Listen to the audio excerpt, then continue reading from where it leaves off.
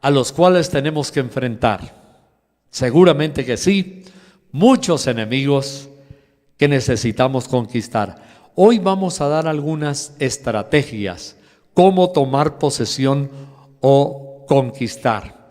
Y entonces nos vamos en cierta manera, digamos que recordando un poquito la toma de Jericó.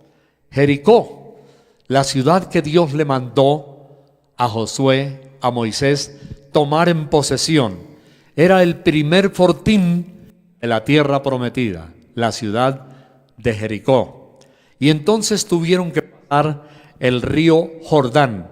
Recordemos que el río Jordán todavía es el mismo, es el que hace frontera entre Israel y Jordania. Jordania realmente recibe su nombre, esta nación, del río Jordán. Así que por un lado de la ribera está Jordania y por el otro lado está Israel. Algunos geógrafos dicen que la parte más baja de la tierra o el río más bajo de la tierra, que está por debajo del nivel del mar, casi único, el río Jordán. El río Jordán corre por debajo del nivel del mar. Vamos a mirar algunos detallitos de cómo conquistar pensando en esa conquista o de tomar posesión de la tierra prometida, y una estrategia que está en la Biblia, pero también es una estrategia de logística militar. Los ejércitos hacen espionaje. Hoy día, con las tecnologías satelitales, se puede inspeccionar el terreno del enemigo.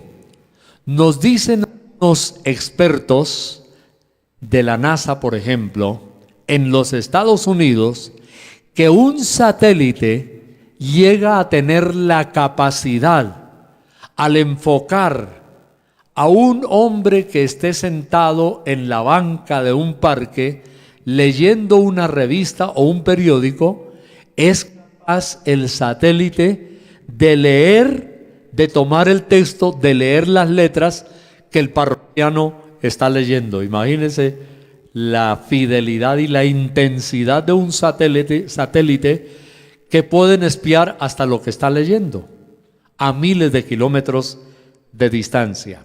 Entonces, primera estrategia de nuestra conquista es: conozca a su enemigo. Conozca a su enemigo. El diablo es enemigo nuestro. El apóstol Pablo dijo: porque no ignoramos sus maquinaciones. Vea qué interesante lo que dijo el apóstol Pablo. No ignoramos las maquinaciones del diablo. En otras palabras, adelantémonos a lo que está pensando nuestro enemigo. Y usted dice: ¿qué estará pensando el diablo? Pues la Biblia nos dice lo que él piensa. Ya Dios nos lo reveló aquí en la palabra de Dios. La Biblia nos dice cómo es el diablo y qué se propone Satanás. Así que ya tenemos una buena parte del descubrimiento del diablo en la misma Biblia. Por ejemplo, la Biblia dice que él anda como león rugiente, acechando. Entonces ya sabemos, conocemos a nuestro enemigo, que él anda acechando. La Biblia dice que el diablo tiene un lazo. La Biblia dice que Dios quiere que los seres humanos sean libres del lazo del diablo en el cual han caído. Entonces ya sabemos que el diablo es como un león rugiente. El diablo tiene un lazo. Él le puede presentar a usted oportunidades, entre comillas, para desviarse del camino del Señor. Ayer estábamos colocando precisamente en nuestro Facebook el asunto en la epístola a los Hebreos sobre la gente que se deja enredar otra vez en las cosas malignas. En Hebreos el capítulo 4 dice que hermanos, ya que Dios nos ha hecho metochos, en el original griego es metochos, que significa socios. La Biblia dice que somos socios. Dios nos ha hecho socios, metochos. Eso es lo que la Biblia dice, nos ha hecho socios. Y si somos socios con el Señor Jesús, la Escritura nos dice, ¿por qué nos vamos a volver atrás siendo socios? Leámoslo en Hebreos, el capítulo 3 y el versículo 14.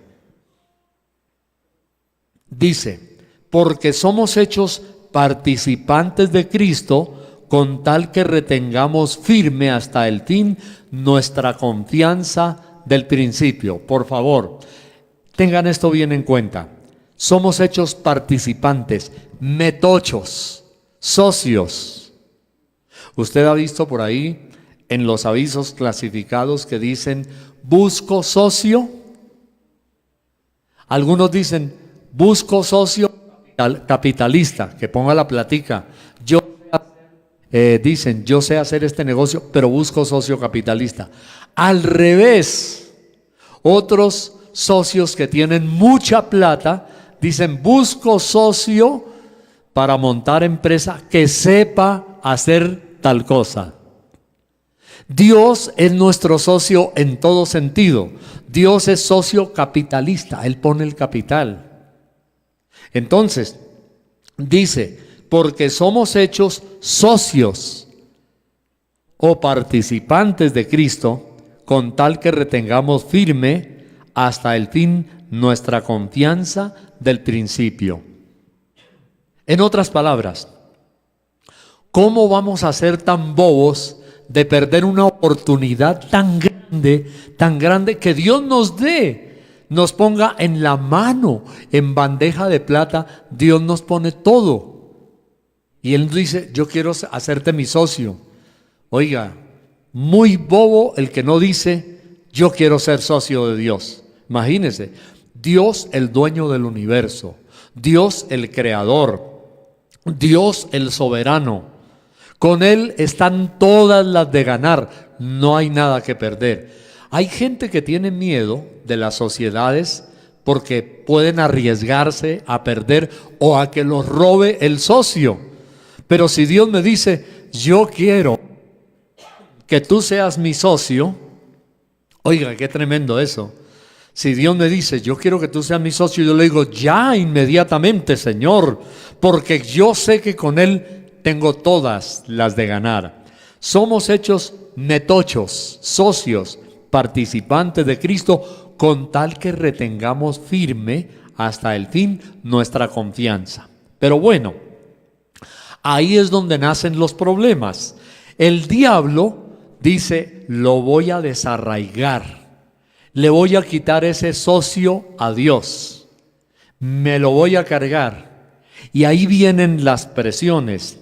Por eso dije que el primer punto es conozca a su enemigo. El diablo no quiere que tú seas socio de Dios. El diablo te quiere arruinar. El diablo quiere perder tu vida. Y entonces vamos inmediatamente a la advertencia. Acabamos de leer Hebreos 3:14. Ahora leamos Hebreos 3:12. Miremos el contexto, es interesante. Dice, mirad, hermanos, que no haya en ninguno de vosotros corazón malo de incredulidad para apartarse del Dios vivo. Aquí está la advertencia. Una persona con corazón malo llega a apartarse. Eso es lo que el diablo quiere hacerle a usted. El diablo le tiende una trampa, el diablo le pone lazo, el diablo está como león rugiente y le presenta oportunidades para que usted se salga de los caminos de Dios. La semana pasada estuve mirando un informe, qué triste, por ejemplo, de la cantidad de jóvenes y señoritas que en los colegios y universidades de los Estados Unidos, colegios y universidades, están siendo arrastrados por la droga. Y la estadística nos dice que en Estados Unidos están muriendo más jóvenes por sobredosis de alucinógenos, heroína, cocaína, etcétera. Están muriendo más jóvenes por las drogas que por accidentes de tránsito y por homicidios con armas de fuego. O sea, por encima de la muerte de accidentes de tránsito y de armas de fuego en Estados Unidos, mueren más jóvenes por el consumo de las drogas. Es lo que dice este versículo. Personas que se dejan seducir, y entonces el corazón de esos jóvenes y niñas, la mirada brillante y pura, inocente de esas niñas y jovencitos, se transforma. Y la Biblia dice aquí que no haya ninguno de vosotros con corazón malo de incredulidad para apartarse del Dios vivo. Note que lo que dice en Hebreos 3:12 habla a personas que ya conocían a Dios, porque la Biblia dice apartarse. Corazón malo que no se aparte del Dios vivo. La advertencia es cuidado. El diablo está presentando oportunidades, así como a estos jóvenes en Estados Unidos, en cualquier país latinoamericano, en Colombia, en México, en Argentina, donde sea, el diablo está colocando oportunidades para que la gente se vaya al infierno y se aparte de Dios. Esto significa o se llama apostasía. Apostasía. Y de cierto que la Biblia nos dice en Tesalonicenses que Cristo no vendrá a la tierra hasta que se manifieste la apostasía. Significa, mi amado, va a haber dos cosas en cuanto al comportamiento de la gente antes de la venida de Cristo. Primera cosa, habrá un avivamiento. La Biblia dice que será predicado este evangelio del reino en todas las naciones. Esa es la primera cosa. Y la segunda es que habrá apostasía. Los dos extremos contrarios. Por un lado, habrá gente convirtiéndose a Cristo y arrepintiéndose por millares. Y por otro lado, de la gente que ya estaba en los caminos de Dios, en la iglesia, habrá mucha gente apartándose. La Biblia dice que una de las señales de la segunda venida de Cristo será la apostasía. Vamos a ver gente que de niñitos, iban a la escuela dominical, aprendieron la Biblia, los cánticos de niños, se gozaron. Yo me regocijaba esta mañana cuando escuché a nuestros dos nietecitos de 5 y 6 años, Andrés Felipe y Sean, y el uno le preguntaba al otro, ¿tú eres cristiano? Y hablaban, nosotros somos cristianos, decían. Y a mí me daba gozo, dos niños de 5 y de 6 años diciéndose entre ellos, somos cristianos. Y yo pensé, ya tienen una identidad, ya saben a quién le pertenecen. Ellos ya dicen que son cristianos. Pero la pregunta es, ¿cuántos niños como esos de 5, 6, 8, 10 años que estuvieron una vez en los caminos del Señor pueden llegar a apartarse y a cumplir la profecía mala? Dios no quiera que sean nuestros hijos ni nuestros nietos, pero la Biblia dice que el Señor no vendrá antes que se manifieste la apostasía. O sea que vamos a ver mucha gente descarriada de los caminos de Dios en los últimos tiempos. Por eso nuestro mensaje de hoy, conozca a su enemigo. El diablo quiere ponerle a usted trampa y lazo para que no se salve y vaya a la condenación. Pero otro asunto de nuestro enemigo es que nuestro enemigo no solamente es astuto, él quiere dárselas de valiente, pero déjeme decirle algo, el diablo es miedoso. Al diablo lo invaden temores y miedos. Y así sucedía cuando iban a conquistar la ciudad de Jericó. ¿Por qué no me acompaña un momentico y miramos en Josué el capítulo 6 y el versículo 1? Dios le enseñó a Josué a conocer a su enemigo. Ellos tenían que conquistar la ciudad de Jericó. ¿Y qué pasaba dentro de las murallas de Jericó? La Biblia dice: ahora Jericó estaba cerrada, bien cerrada, a causa de los hijos de Israel. Nadie entraba ni salía. Bueno, fíjese en esto. El pueblo de Israel iba a conquistar la ciudad de Jericó, pero la ciudad de Jericó estaba bien cerrada a causa de los hijos de Israel. ¿Qué significa eso? Que allí dentro de la ciudad estaban miedosos, estaban asustados dentro de la ciudad. Tenían miedo. Así es nuestro enemigo. Nuestro enemigo se las da de valiente, pero está temblando. Dice que nadie entraba ni salía a causa de los hijos de Israel. El diablo es así, es miedoso. Entonces no le tenga miedo a su enemigo. ¿Por qué no me acompaña, sin perder Josué, Marcos capítulo 5 en el Nuevo Testamento? Vamos un momentito allí a Marcos, el capítulo 5 y los versículos 4 al 6. Marcos capítulo 5, los versículos 4 al 6. Ahí vamos a encontrar algo muy interesante que la Biblia nos dice. Escuche lo que dice Marcos 5, versículo 4. Porque muchas veces había sido atado con grillos y cadenas, mas las cadenas habían sido hechas pedazos por él, y desmenuzaba los grillos y nadie le podía dominar. Una pausita aquí. Está hablando de un endemoniado. Ese endemoniado lo ataban con grillos o esposas y cadenas, pero dice la Biblia que las rompía y nadie le podía dominar. Parecía un enemigo invencible, un endemoniado. Versículo 5 de Marcos 5 dice: y siempre de día y de noche andaba dando voces en los montes y en los sepulcros e hiriéndose con piedras. O sea, eran demonios terroríficos, ¿no? El diablo tenía poseído a un hombre que se rompía la cara con piedras, se rompía la cabeza con piedras, hiriéndose con piedras. ¿Saben que una vez yo vi un endemoniado parecido a este? ¿Saben lo que hacía? Estaba endemoniado, yo era casi un niño, y vi al endemoniado que iba por la calle y hacía como una fiera.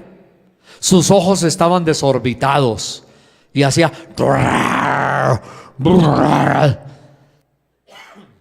ruidos así. ¿Y sabe lo que hizo el hombre? Agarró un poste a dos manos y le daba cabezazos al poste una y otra vez. Se rompió los dos arcos superciliares. Vi la sangre correr por encima de sus ojos y de sus mejillas. Yo era casi un y me dio mucha tristeza de ver a este hombre. Con lo que yo había aprendido en la escuela dominical, sabía que ese hombre estaba endemoniado. Y qué triste, el hombre se agarraba así, se rompía la cara una y otra vez, le daba golpes al poste y se hacía salir sangre. Y así era este endemoniado. Dice que se hería con piedras. Entonces, el versículo 6 es el majestuoso. Marcos 5:6. Cuando vio pues a Jesús de lejos, corrió y se arrodilló ante él. ¡Aleluya! ¡Qué tremendo! El endemoniado este que dice la Biblia, que había sido atado con cadenas y las hacía pedazos, cuando vio a Jesús, corrió y se arrodilló delante de él. Conozca a su enemigo. Su enemigo se las da de valiente parece fuerte, parece que no lo pueden dominar, pero él cae a nuestros pies. He estado en algunas cruzadas de evangelismo, y me acuerdo varias de ellas, en el departamento del Caquetá. Yo prediqué mucho en el Caquetá.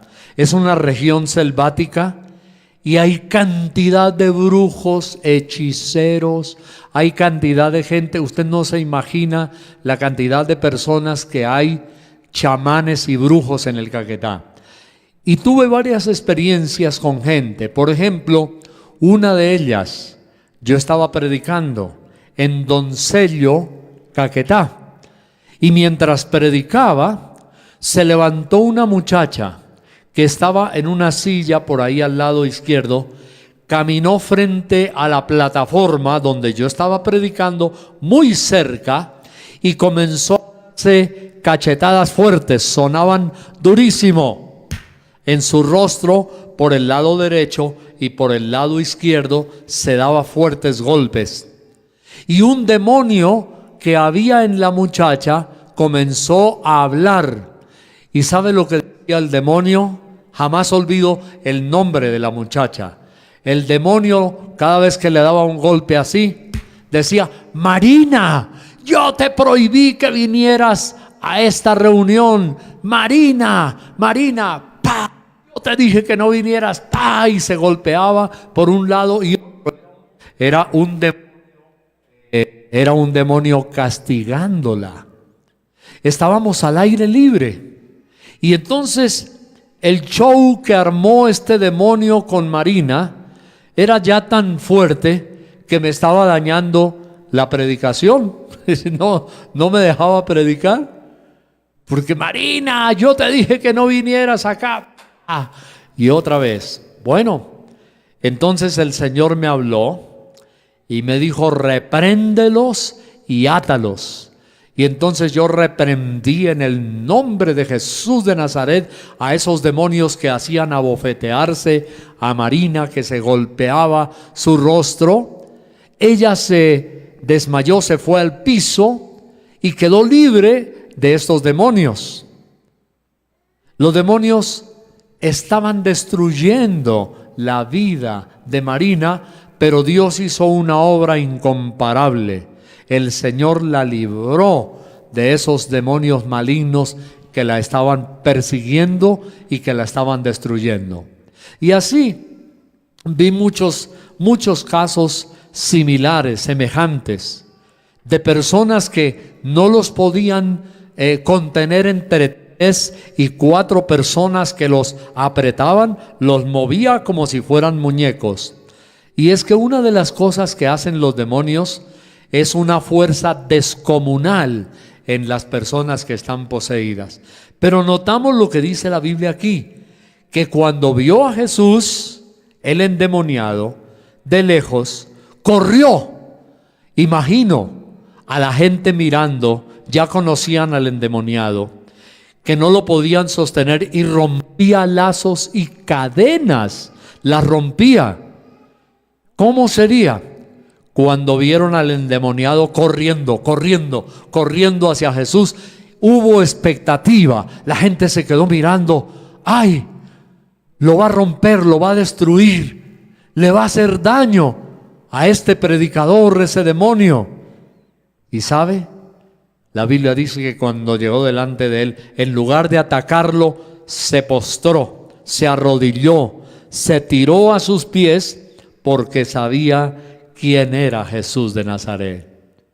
En nuestras cruzadas de evangelismo también varias veces sucedió lo mismo. Es más, muchas veces mientras yo predicaba y se manifestaron personas endemoniadas, yo no esperé que vinieran hacia mí.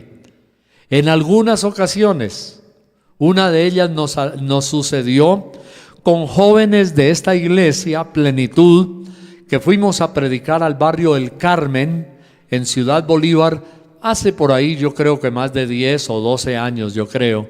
Fuimos a predicar allá y estábamos ahí al aire libre, y hubo endemoniados que los asistentes, las personas que había allí de los hermanos, no lo podían agarrar porque se soltaba y tenía mucha fuerza.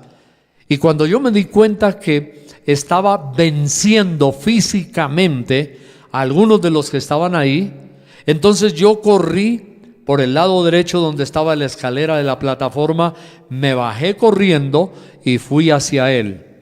Y cuando iba llegando donde este endemoniado se fue hacia atrás, cayó al piso y empezó a revolcarse. No tenga miedo. Esto no es solamente para predicadores. Dios a usted como hijo de Dios, como creyente, como cristiano, así no sea usted pastor, Dios le ha dado esa misma autoridad a usted. No piense, es que eso es una investidura especial para los pastores. La Biblia dice en este mismo evangelio de San Marcos, el Señor Jesús declaró que a todos los que creyeren, dijo el Señor, Marcos 16, a los que creen en mi nombre, dijo, echarán fuera demonios, hablarán nuevas lenguas, sanarán a los enfermos, y si bebieren cosa mortífera no les hará daño. Mi hermano, agarre la autoridad, tome la autoridad de Dios. Esto es también para usted. No tenga miedo. Entonces, conozca a su enemigo. ¿Qué sucede con su enemigo? Su enemigo ya está vencido y él lo sabe. Apocalipsis capítulo 12, versículo 12. Vamos a Apocalipsis 12, versículo 12. Mire lo que nos dice la Biblia. Escuche atentamente. Por lo cual alegraos cielos y los que moráis en ellos.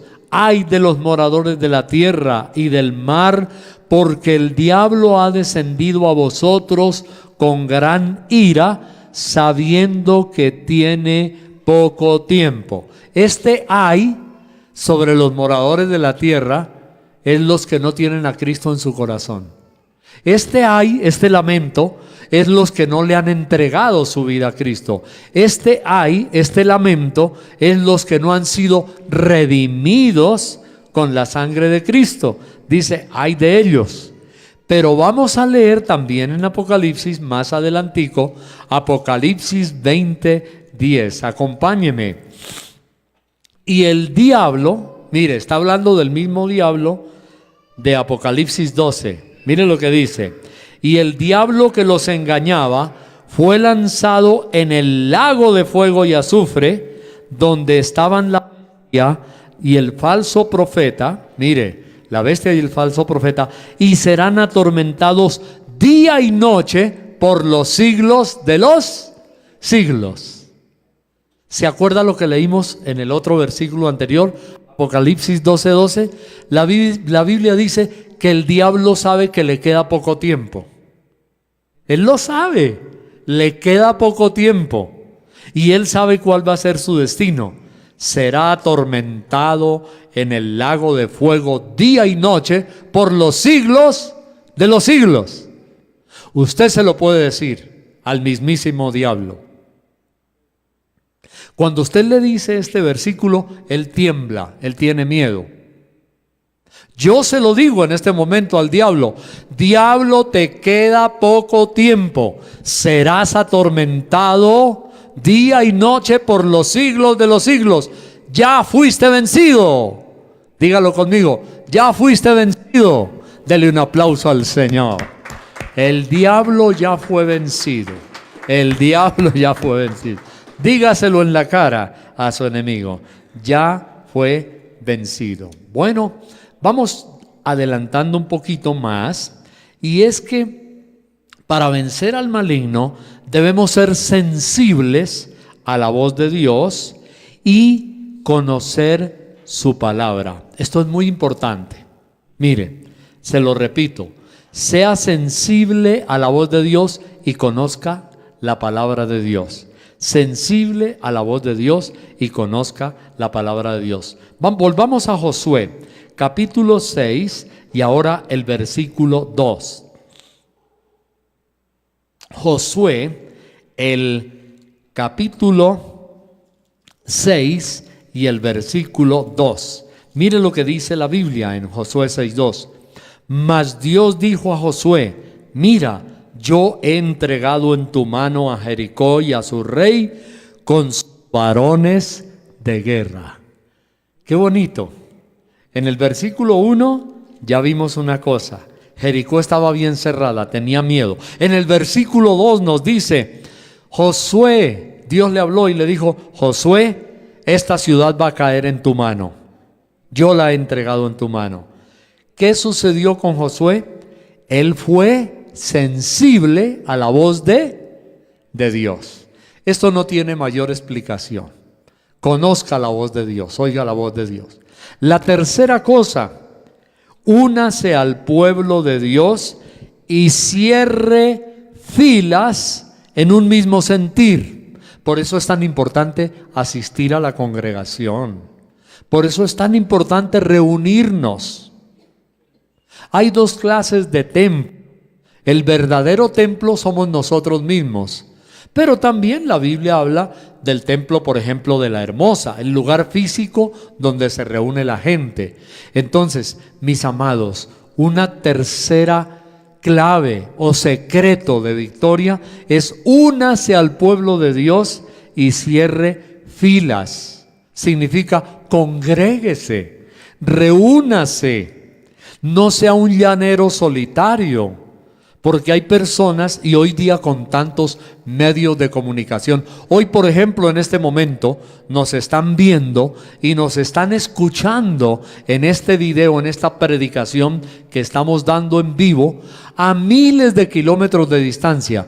Y ya hay gente, por ejemplo, en países desarrollados, algunos lugares de Europa y los Estados Unidos que dicen: no, yo no voy a la iglesia, yo no necesito ir. Aquí tengo mi televisor y tengo la radio y yo veo el mensaje. Pero la Biblia dice que debemos congregarnos, unirnos, comunión.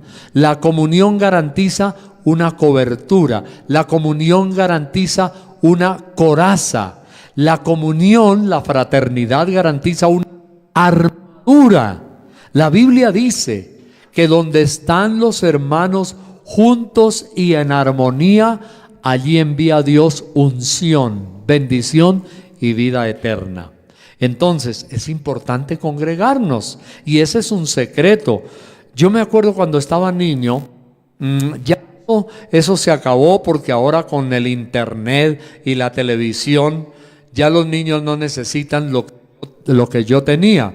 Pero en mi barrio había unos lugares que eran negocios y vivían solo de eso. Vendían dulces, pasabocas, ponqués, y un letrero encima del negocio decía cuentería. ¿Qué era la cuentería?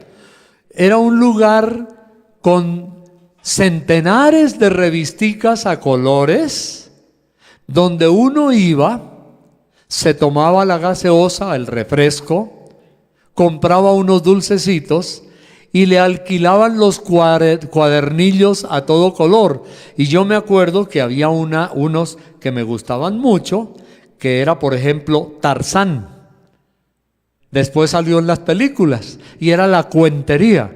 Y uno por unos pesitos alquilaba el cuento y se lo leía y ellos ganaban plata. Pero también uno podía tener el cuento, llevarlo a la cuentería, el que ya había leído, pagaba alguna cosita muy mínima y cambiaba el cuento que ya había leído por otro que no conocía. Entonces con uno solo podía llevarse para la casa otro. Y yo tenía un truco. Yo tenía, por ejemplo, un cuento viejo, porque en la cuentería había los cuentos viejísimos, destartalados, los más buenos y los que eran casi nuevos. Entonces yo cogía un cuento viejo, tibiaba la plancha de mi mamá y se lo pasaba por la carátula, y entonces se iba el color viejo y opaco y se volvían los colores brillantes. Y cuando yo volvía con el cuento brillante, ya no me daban uno del paquete anterior, sino de los más nuevos. Y de un cuento viejo yo resultaba con un cuento de los más nuevos. Pero me gustaba muchísimo y por eso ¿a qué viene el cuento? Ahora sí, como dicen, es que había un cuento que después salió también en los periódicos y luego en cines y decía El llanero solitario. El llanero solitario era un enmascarado con antifaz que trataba de hacer justicia, pero era solitario. Y a mí me parece, cuando yo leía de niño eso, que hay muchos cristianos en nuestro tiempo que se convierten al Señor y después se vuelven llaneros solitarios. ¿Quién es un llanero solitario? No quiere ir a la iglesia, no se congrega. Un llanero solitario que dice mi Biblia y yo. Y ven por radio, ven por televisión, pero son llaneros solitarios, no se congregan y se pierden muchas bendiciones. La Biblia dice que cuando nos congregamos hay un poder de Dios para vencer al diablo. Entonces no sea un llanero solitario, únase al pueblo de Dios. Es Josué 6:3, vamos terminando. Josué 6:3 dice: rodearéis pues la ciudad todos los hombres de guerra, y yendo alrededor de la ciudad una vez, y esto haréis durante 6 días. 6 días. ¿Pero qué iban a hacer durante 6 días? Mire lo que iban a hacer. La congregación, la comunión. Versículo 4. 7 sacerdotes llevarán 7 bocinas de cuernos de carnero delante del arca, y al 7º día daréis 7 vueltas a la ciudad, y los sacerdotes tocarán las bocinas. ¿Ya notó algo? Aquí no hay llaneros solitarios. Aquí la congregación se une, oran juntos, van juntos, están en la alabanza juntos, oyen las trompetas juntos, dice que se reúnan. Ahora sigamos, el versículo 5. Y cuando toquen prolongadamente el cuerno de carnero, así que oigáis el sonido de la bocina, todo el pueblo gritará a gran voz y el muro de la ciudad caerá. Entonces subirá el pueblo, cada uno derecho hacia adelante. ¿Ya notaron otra vez? No hay llaneros solitarios. Aquí es una congregación que se une, gime, canta, toca, ora, proclama, y el muro de Jericó caen y Dios entrega la ciudad. O sea, no seamos llaneros solitarios, porque entre otras cosas, el día que un llanero solitario se enferme, pobrecito o pobrecita, ¿quién va a orar por él? ¿Quién lo va a visitar? Tiene un problema económico y cae en desgracia, ¿quién va a estar pendiente si es un llanero solitario? Por eso tenemos que reunirnos, congregarnos. Yo los felicito a ustedes, porque en la comunión hay poder. En la congregación hay poder, y eso fue lo que sucedió cuando cayeron los muros de Jericó. Termino. Confiese el poder y la victoria en Jesucristo. Versículo 10, Josué 6:10. Y Josué mandó al pueblo diciendo: vosotros no gritaréis, ni se oirá vuestra voz, ni saldrá palabra de vuestra boca, hasta el día que yo diga gritad, entonces gritaréis. Entonces gritaréis. Esto es lo que nos dice la Biblia. Gracias a Dios. Vamos a estar pendientes y atender a nuestro hermano. Vamos a darle gracias a Dios. Bueno, esta es la conclusión. Esta es la conclusión, mis amados. La Biblia dice que nosotros gritaremos y que nos unimos en el poder del Señor. Conozca a su enemigo. Amén. Vamos a hacerlo. Aquí en este momento hay una oportunidad y vamos a orar por nuestro hermano. Levantémonos en el nombre de Jesucristo de Nazaret. Gracias. Ven y siéntate por aquí. Siéntate. Gracias a Dios. Eso es. Gracias al Señor. Gracias a Dios. Lo bendecimos. Te bendecimos. En el nombre de Jesús de Nazaret, te bendecimos. Padre, en el nombre de Jesús, bendecimos a nuestro hermano. Y declaramos, Señor, la presencia y el poder del Espíritu Santo. Siéntate aquí, hijo. Siéntate. En el nombre de Jesús. Siéntate. Eso es, siéntate aquí. Siéntate. Gloria a Dios. Bendito el Señor, bendito Dios. Gracias al Señor. Mis amados, ¿hay poder en quién? En el nombre de Jesús de Nazaret. Vamos a orar. Incline su rostro y dele gracias a Dios en este día. Bueno, hay algo muy bueno y muy importante, lo que acabamos de leer en la palabra de Dios. Hay poder en Jesús. Cierre sus ojos, ore conmigo y proclame, dígale así en este día, cierre sus ojos y diga: Señor Jesús, yo te doy gracias por el poder de tu Santo Espíritu. Yo declaro, yo confieso tu palabra, tu poder en mi vida, y declaro en el nombre de Jesús que tú eres mi fuerza. Señor soberano, te declaro sobre los reyes de la tierra la soberanía, la autoridad, el gobierno tuyo, en el nombre de Jesús. En el nombre de Jesús. En el nombre de Jesús. Diga, en el nombre de Jesús, dígalo.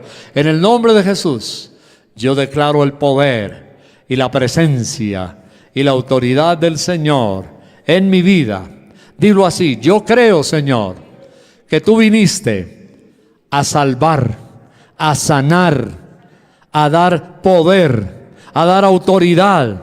Yo creo lo que dice tu palabra. En el nombre de Jesús, declaro que tú eres bueno y tú eres fiel. En el nombre de Jesús. Amén. Amén. Dele gracias a Dios. Dele ese aplauso al Señor. Dele ese aplauso de alabanza al Señor. Hay poder, dice una canción. Hay poder, sin igual poder, en Jesús de Nazaret. Muy bien.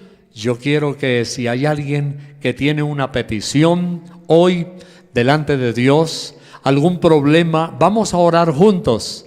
¿Hay alguien que tiene una enfermedad, una dolencia? Venga y oramos. Si hay alguien que está enfermo, vamos a orar. Y vamos a decirle: Señor, gracias por mi salud. Dígale: Señor, gracias por mi salud. Vamos a orar y vamos a ungirle con aceite en el nombre de Jesucristo de Nazaret. Vamos a ungirle con aceite y vamos a dar gracias a Dios. Qué bueno, bendito sea el Señor. Vamos a orar. Hoy creemos la palabra. Hoy confesamos la palabra. Hoy declaramos la palabra del Señor. Vamos a orar y vamos a darle gracias a Dios. Aquí está el poder del Señor. Aquí está la presencia del Espíritu Santo en este día. Aquí está el poder de Dios de una manera muy especial hoy. Señor, gracias. Padre, gracias. Levanta tus manos y dile: Señor, gracias. Yo creo. Señor, yo recibo. Señor, yo recibo de la unción, del poder en mi vida. Creo que soy sana. Creo que soy sano. Sano en el nombre de Jesús. Oh Padre Celestial, vigor. Ministranos, Dios, en este día. Ministranos, Señor, poder y bendición, sanidad, sanidad, sanidad, en el nombre de Jesús sobre tu cuerpo. Bendición, bendición en el nombre de Jesús sobre tu cuerpo, desde la cabeza hasta la planta del pie, en el nombre de Jesucristo de Nazaret. Declaramos, Señor, el poder de Dios. Declaramos, Señor, el poder de Dios, el poder del Señor. Declaramos en el nombre de Jesús: hay poder, sin igual poder. Hay poder en Jesús. Hay poder en Jesucristo de Nazaret. Recibe el poder, Señor, gracias. Unjo y bendigo a cada uno de tus hijos. Unjo y bendigo, Señor, a todos tus hijos que están aquí en este día. Les ungimos, Señor. Les decimos y declaramos, Señor, la presencia de Dios Padre desde la cabeza hasta la planta del pie, en el nombre de Jesucristo de Nazaret. Hay poder, hay salud, hay vida en el nombre de Jesús. Gracias, Señor, gracias. Nuevas fuerzas, nuevo vigor, nuevo poder, Dios. Declaramos, Señor, tu presencia. Declaramos, Señor, tu bendición en el nombre de Jesucristo de Nazaret. Lo declaramos, Señor. Gracias, Padre. Amén y amén. Dale ese aplauso al Señor. Dale ese aplauso al Señor. Tus manos están ungidas. Bendice a Dios. Siéntate y vamos a terminar. Gracias a Dios. Gracias.